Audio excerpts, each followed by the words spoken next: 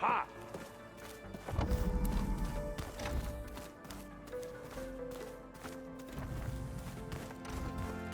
Did you need something? Bravo. You managed to sway a Zenith to your side. Care to explain? Not a chance. I thought you said the weapon was ready. There's always room to optimize. But that's not why you're here. I assume you want to comprehend my undertakings. So, ask away. Since when were you so forthcoming? Since you turned this into a waiting game. And as it seems you have found modest success, perhaps I'm willing to be generous.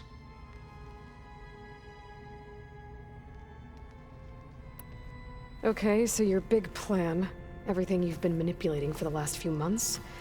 Let me see if I got this straight. You learned about the Zeniths from Hades when you interrogated it. Then you came up with a plan to defeat them by using a Tenakth army and that weapon. And to get the Tenakth to fight for you, or rather the Sons of Prometheus, armed Regalla's rebels with override tech. Did you have an actual question, or are you still playing catch-up? So all this time, even before I found the coordinates at the Spire, you were out here scheming. Why couldn't you just tell me? When I learned of the Zenith's return to Earth, I laid out my plans. I knew I would one day require an army of overzealous Tenakth to assault the Zenith base. The casualties would be extreme. And I knew you would never allow such a sacrifice, no matter how necessary. Thus, I devised a means to remove your interference from the equation at the Hades Proving Lab.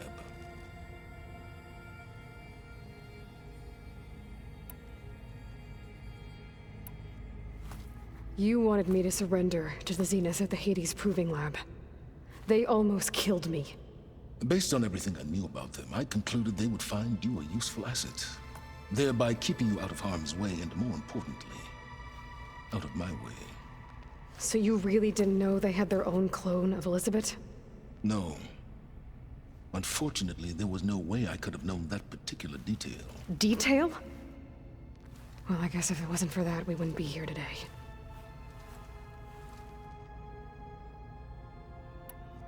Why create the Sons of Prometheus?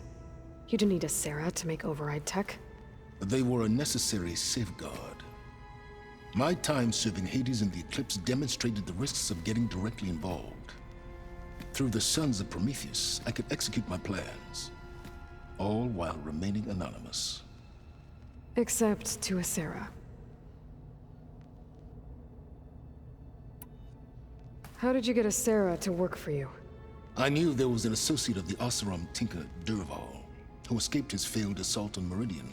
It was trivial to track her down and gain her cooperation. She wanted to succeed where Dervahl had failed. So you promised her Regalla, and the Tenakth.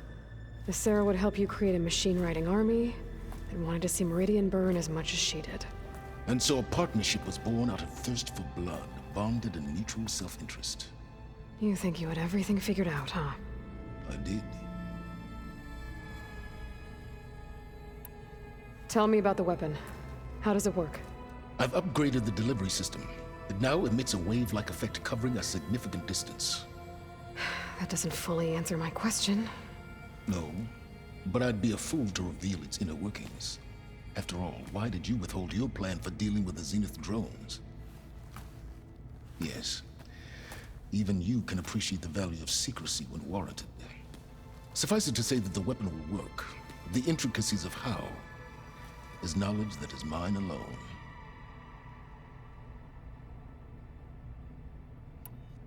Why help Regalla take over? If you wanted an army, you could have just gone to Hekarro. Before Regalla's rebellion, Hekarro was only concerned with battling machines and fostering friendships with Akarja. Even if I gained his ear, he would never agree to send his forces to battle a threat he couldn't understand. So helping a bloodthirsty exile was easier. Yes, exceedingly so. All Regalla craved was war against the Karja and anyone who threatens the Tenakth. She would have led the tribe into battle without question, which was precisely what I needed.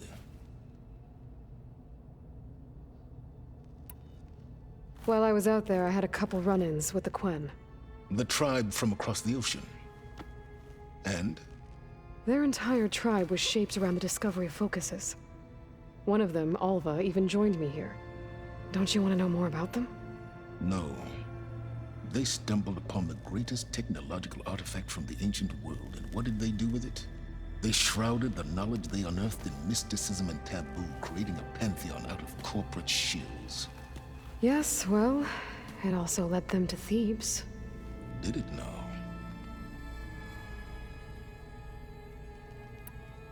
So those run-ins with the Quen I mentioned. On one of them I teamed up with their expedition to search Thebes. We found Pharaoh at the end. You must have needed Omega clearance. So, what was it like? Worse than you can imagine. He single-handedly wiped out collective human knowledge. I'm sure it was still less than he deserved. Let me guess. You would have scraped him into a jar so you could prod his brain, like what you did with Hades. For a start.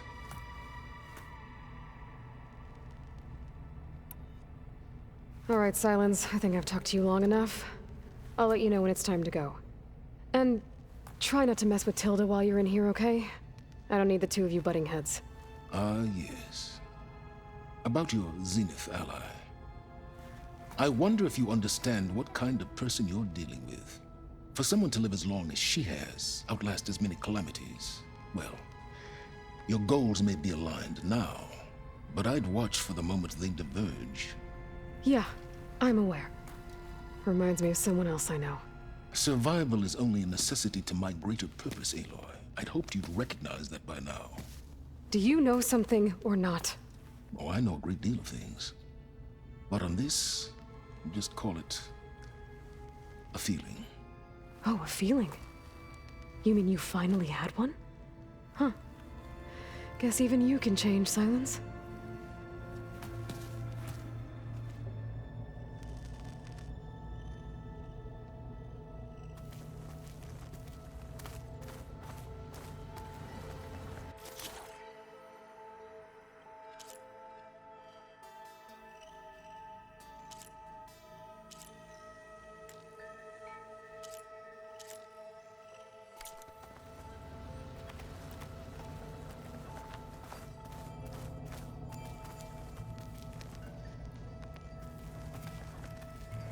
That fabrication terminal has been very useful.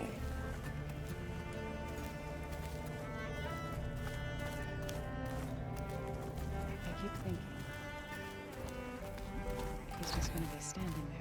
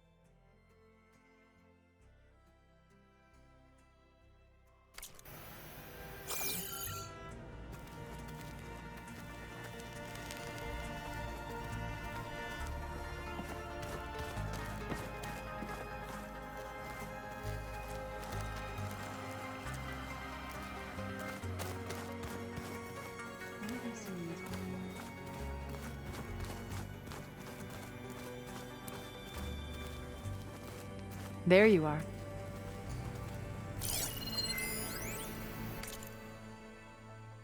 I've been tackling the design of the Ag Lab. Place is gonna have a lot of seed stock to work with. My favorite? Sample 626. Calotropis gigantea. The crown flower. We used to have one in our backyard. Butterflies always fluttering around. Every morning, August would run out there to check under the leaves. See if any caterpillars turned into chrysalises. Now, I'd like to imagine that the future will be filled with them.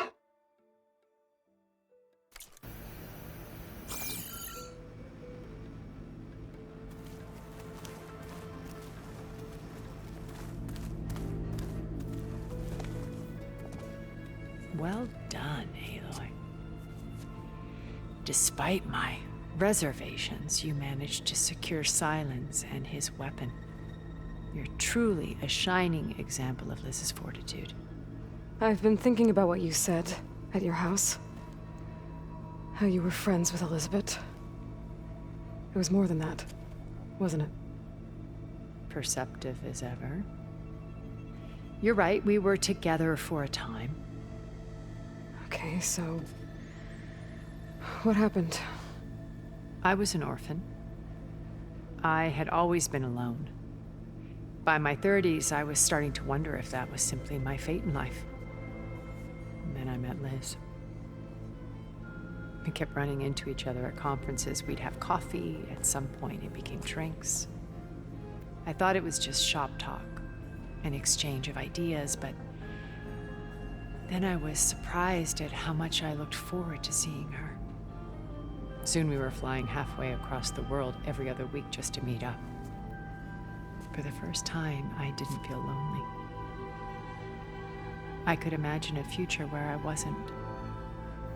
I think Liz felt the same way at first. She had lost her mother a few years back. I filled a void for her. I know I did. But as time passed, it seemed as though she wanted less when I wanted more. And so we ended things. So helping me. Restoring Elizabeth's dream. It's what, A second chance, yes. I made a mistake leaving Earth while Liz stayed behind. I should have done more. So when I saw you, a woman who has carved her own remarkable path, beyond even what made Liz a phenomenon, I knew I had to help you. To do right by her.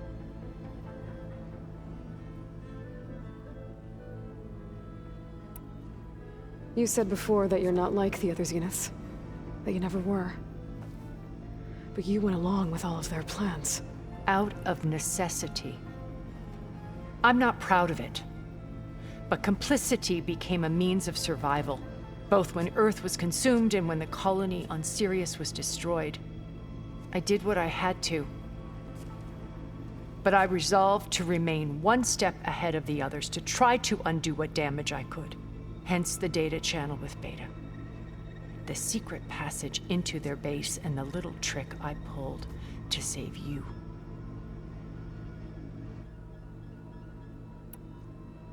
Why did you make the data channel look like your house?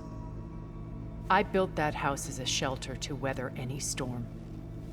A safe place, not just for me, but for the art stored in its depths, cultural artifacts of incalculable value. Truly, some of the greatest achievements of human civilization. And you wanted Beta to see them? Yes. Her upbringing was so cold and technical. I thought if she could experience Vermeer and Rembrandt, it would bring something else into her life. A heritage every bit as valuable as the scientific and technical data being drummed into her. I'm sorry I had to cut off contact, but I'll never regret sharing this house with her. She needed its shelter even more than I did.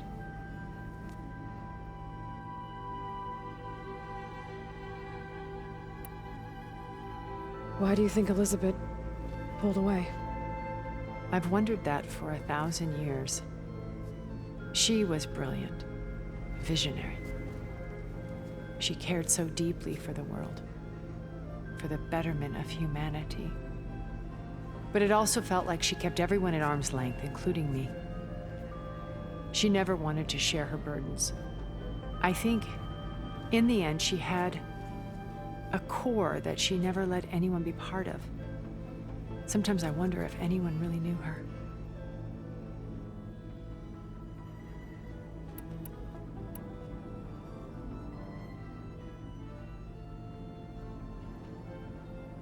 What else can we expect to find in the Zenith base? As I mentioned in the briefing, our goal will be the command center. That's where Beta and Gaia are being held. There are also printing facilities where the others have been amassing the natural resources they've stripped from the region. What for? First for use in the base's infrastructure, and then to fabricate more Spectre drones, a small army of them. When I was out in the wilds, I saw a shuttle take off from the island, heading for space. It was likely ferrying materials to and from our ship in orbit. After hundreds of years luxuriating in our digital comforts, the ship was barely space-worthy when we made our escape. Disaster can strike at any moment. We've learned our lesson.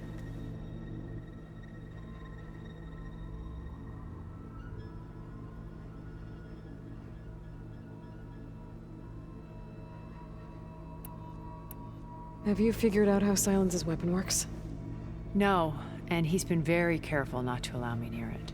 I'll admit it bothers me, but regardless of how it functions, I am confident it will deactivate the other shields en masse. How many of them are in the base? 10, including Eric and Gerard. Only a handful of us made it to our ship when our colony collapsed.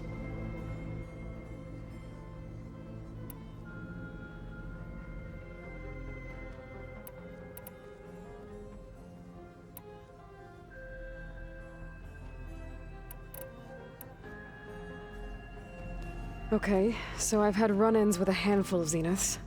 What about the rest? An array of the wealthiest people on Earth, titans of their industries.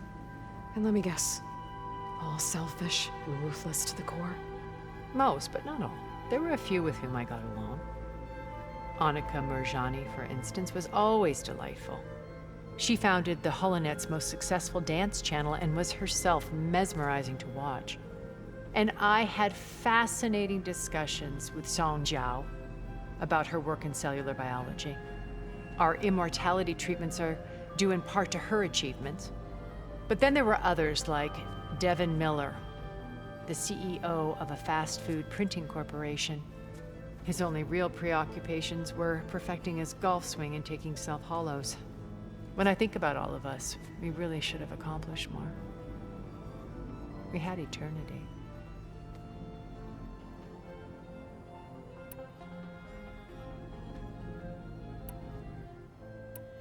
So, Eric. Was he always a bloodthirsty psychopath? I believe he got worse over time. On Earth, he was the founder of a profitable private military company. A band of cutthroats, in other words. Even as governments abandoned human combatants in favor of automated warfare. He found success with clientele that required a more personal touch. There were also rumors that he personally hunted and killed his targets. On occasion, all for the thrill of it. But on Sirius, he retreated to virtual reality simulations. In them, he could go on rampages as violent as he pleased, though I suspect with diminishing satisfaction. All of his tribe believes he was one of the greatest people from the old world. Then they would be quite disappointed to meet him, though I'm sure he'd bask in the adoration.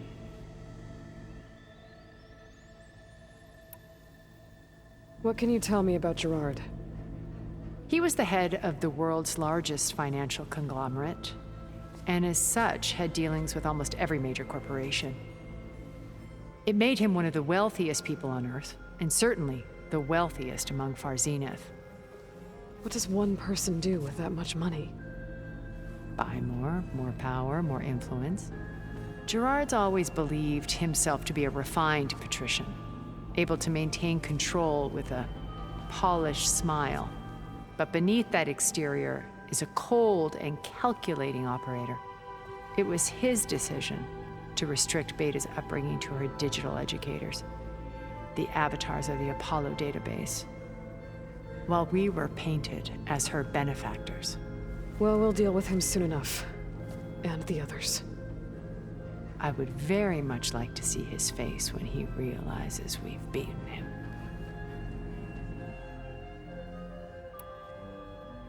When I was in the ruins of Vegas, I found data on a man named Stanley Chen. I think he was a Zenith. Stanley, ever the optimist. He was one of the good ones. When we established our colony, he built an exact replica of Las Vegas in virtual reality. Lights, shows, gambling, every detail perfectly recreated. And while others cloistered themselves in their own fantasies, he flung his doors wide to everyone. The way you're talking about him, I'm guessing he didn't make it back to Earth. No, he perished when our colony was destroyed. He would have been thrilled to discover that part of his beloved city survived.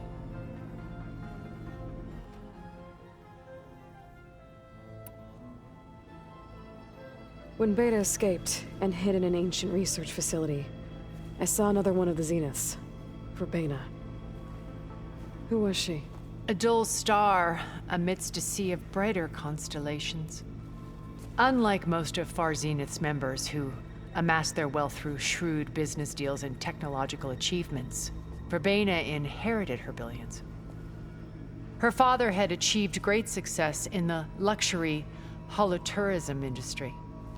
At age 24, she became the world's most eligible bachelorette, branding herself a life designer. Someone who leverages their fame to influence the choice of others. What, like a cult? In a way, yes. Well, she must have done something right to have survived this long. She was her own brand of ruthless. That much is true. But even rats can cling to a vessel for escape.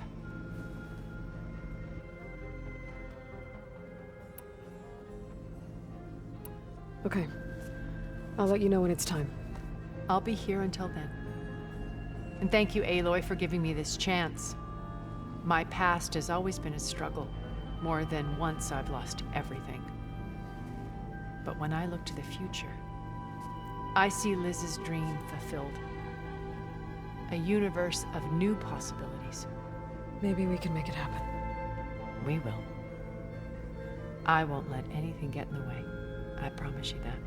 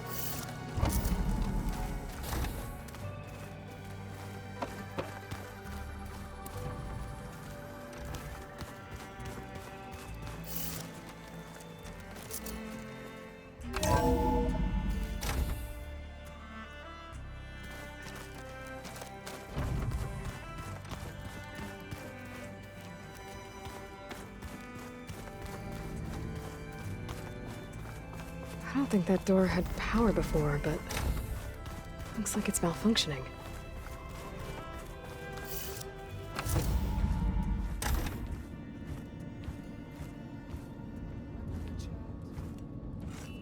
This place smells wrong. No sand or wind, only cold steel.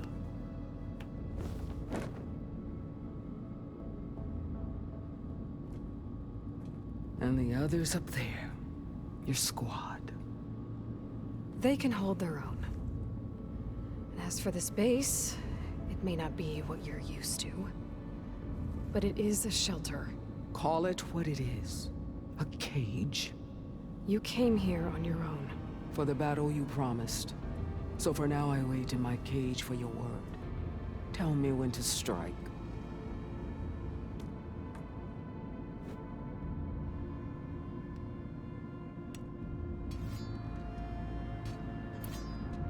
The whole time I've been in the West, I've been fighting you and your rebels. I'd at least like to know why. You were among the enemy. What more is there to know? Why did you do it? Dork, Jiroka, Makalo, and the Karja pushed into the desert to raid our people. My brother's squad was among the first to intercept them. But the Karja captured them, strung them up, and burned them alive as an example. It was too late. I found them by the sound of their screams. So you wanted vengeance? Vengeance? No. I wanted devastation. To tear down the Karja's cities and drown the land in blood. Hunt down every last survivor and grind their bones until the sky chokes on the dust. But my chief betrayed me.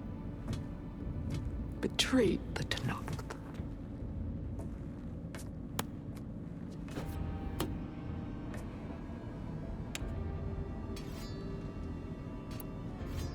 How did Hikaru betray you? Hikaru called on the clans to resist the Karja's red raids.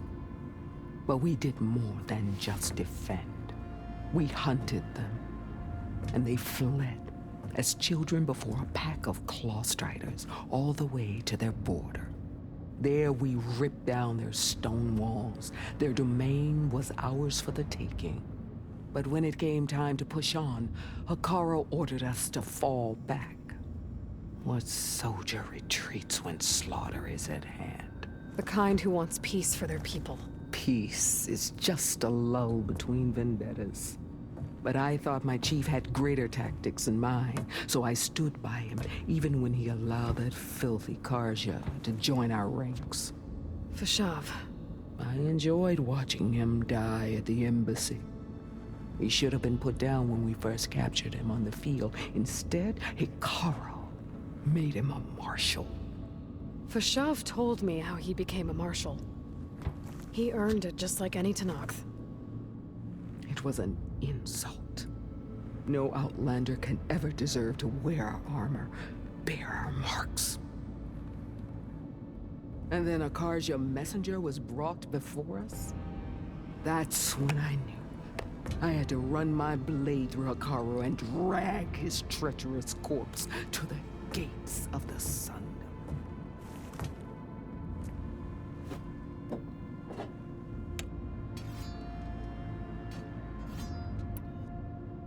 What happened when the Karja messenger appeared before Hikaru? The quivering priest bore a message from their new king. No more war. No more raids. Suddenly the Karja wanted to talk peace. An embassy at the very fortress we tore down. A true Tenakth would never take a Karja truce. Their blood exists to be spilled. But Hikaru lapped up the priest's message. He showed himself a Karja-loving traitor when he accepted. That's when I challenged him. And lost. His mercy was just another sign of his weakness. I vowed never to rest until the debt was repaid, with him on his knees before me. So with an army of soldiers and machines at my back, I returned. The day you got in my way.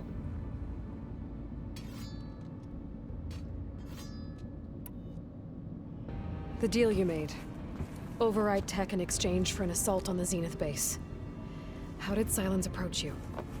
That name means nothing to me. My agreement was with the Oseram Asera and their sons of Prometheus.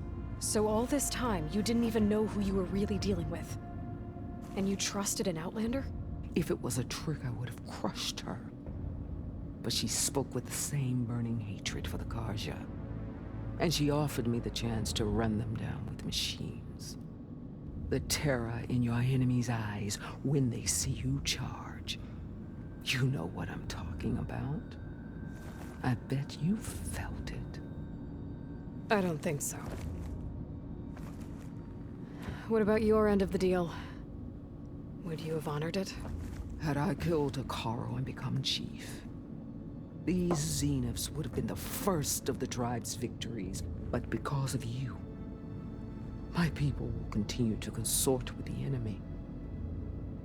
A tribe of weaklings. Because of me, hundreds of Tenakth won't throw away their lives in a battle they can't win.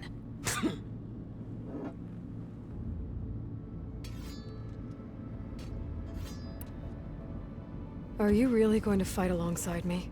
I have no reason to betray you. Really? I failed to kill Hekarro, failed to eliminate you. No Tenakth would follow me now.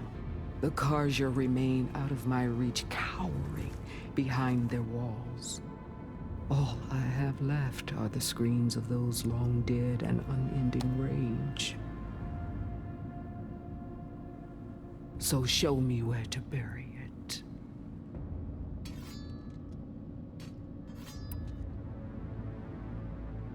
All right. I guess we'll both face the end soon enough. Ever since you got in my way, I've wanted to see your bones burned white beneath the sun. But if I'm to die in battle, then it might as well be with the one who flew with the wings of the Ten. I'll let you know when it's time to move out.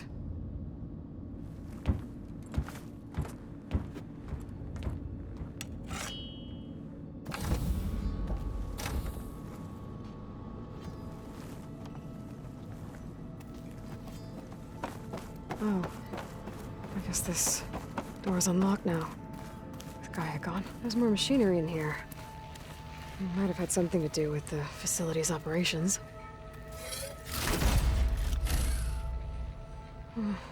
Looks like this device connects to that console, but it needs power.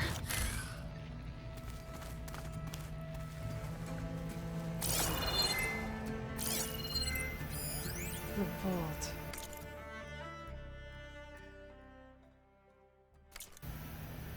I found a log. I've got to be more careful. In the basement. Jensen almost caught onto my plan while we were going over the diagnostic center specs. I've got nothing against the rest of the team. It's just... I'm sure they've all got family they're gonna meet up with in Elysium. But me? I couldn't even bury August. There is nothing of him left besides my memories.